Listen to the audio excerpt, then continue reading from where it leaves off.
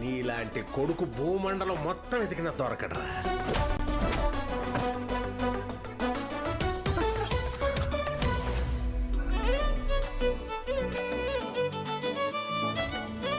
అమ్మాయిలతో మాట్లాడాలంటే కాస్త సిగ్గండి. ఇప్పుడు బాగానే మాట్లాడుతున్నారుగా.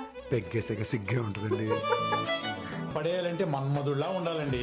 మరి నేనెలా ఉన్నాను? మనవాడిని ఎత్తుకునే వాళ్ళ ఉన్నారు.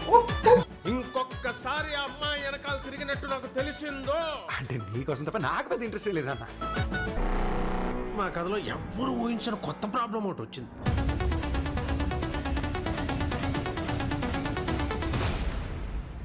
జరిగింది ఏదో అర్థమయ్యేలా చెప్తారా?